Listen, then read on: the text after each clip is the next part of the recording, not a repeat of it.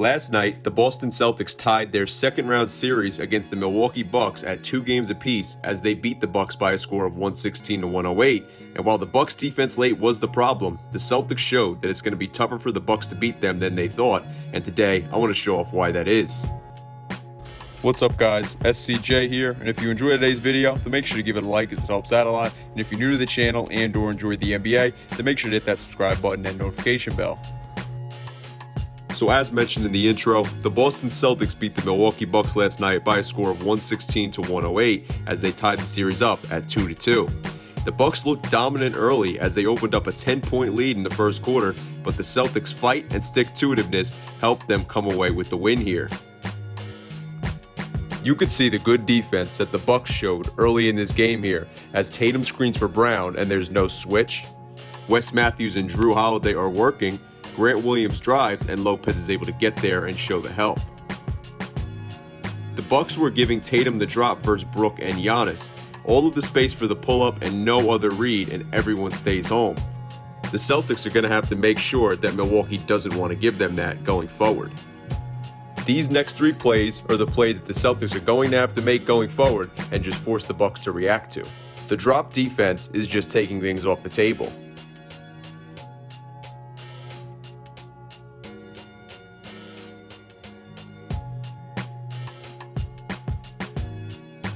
Boston was switching with this lineup when Tice was on the floor, and he was not involved whatsoever. Then there's also the switch to attack Marcus Smart, and Tice's lazy defense leads to a 3-pointer. The drop defense just continued to hurt the Celtics as Lopez comfortably stays back, and there's a great behind-the-back pass here, but Lopez is able to protect the rim. The Celtics offense struggled early, but their defense wasn't terrible last night, however, as right here, Smart switches onto Lopez so he can then switch onto Giannis, and boom, he draws the charge. Switching hurt the Celtics on this play though, and they need to adjust depending on the personnel on the floor, as Giannis attacked Pritchard very easily.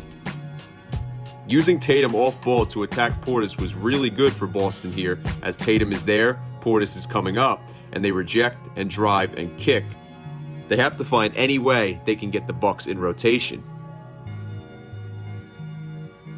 This is Celtics head coach Ime Udoka's great design plays on display here, as there's the guard-guard pick and roll with an empty corner and Giannis parked all the way in the right corner. The Spain pick and roll worked beautifully for Boston as the screen for Tatum flows into the Spain pick and roll and gives Smart and the Celtics 2 points.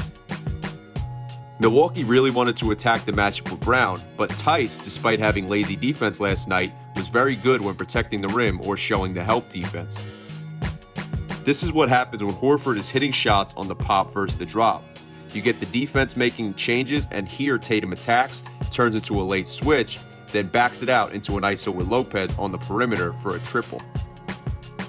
The Bucks wanted to attack the Tatum matchup, but the issue was Smart is 1 pass away, and you have Allen space at the dunker with Horford on him, handing the Celtics help.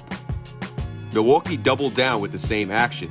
This time Drew cuts to the dunker, but you still have Smart and Horford low to provide help with White 1 pass away, and of course Horford comes with a double. The guy who I just showed coming over with the double, Al Horford, was truly locked in and on another level last night, especially in the fourth quarter, and the Celtics getting this type of production out of him can help them walk out of this series with a victory. Ime Udoka really found something here. That is that you had 2 on the ball, a drop, and none of it applies if you attack a matchup. Tatum gets the switch versus Hill and goes right to the paint. The Celtics continue to attack for Tatum. They get the switch, attack 1-on-1, and right here, Tatum hits the dagger in last night's contest. So last night was a great performance from the Celtics, as you can see from the game footage in this video, and the fact that the team or head coach Ime Udoka was able to identify what was working for the Bucks early and attack it accordingly was great.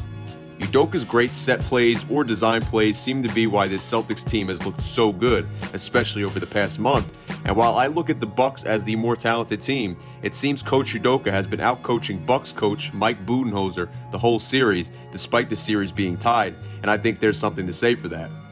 As someone who's a Nets fan, I thought letting Udoka go was a mistake last year when it happened, and while I didn't think he would be coaching as great as he is, he very well may be the reason that the Celtics are taking the next step as a team, as they didn't have Marcus Smart when they won Game 2, and they didn't have Robert Williams in last night's game, yet it didn't seem to faze the Celtics, as Udoka's great game planning had them still operating like a team that was dealing with no injuries. This series feels like it could end up being the best series of the entire 2022 playoffs, and while, like I said, I believe the Bucks are the more talented team, the Celtics seem to somehow have more chemistry than the team that were the 2021 champions. With Chris Middleton out, I won't be surprised if the Celtics win this series and also win Game 5 in Boston on Wednesday night, so that'll be something to watch out for. I want to know what you guys think, though, about this Celtics team, any of their players, or anything we talked about in this video down below in the comment section. If you liked the video, then make sure to give it a like as it helps out a lot. And if you're new to the channel and or enjoy the NBA, then make sure to hit that subscribe button and notification bell. That way you stay up to date with all the newest content on my channel. Anyway, thank you guys for watching. I'm SCJ, and I am out. Peace.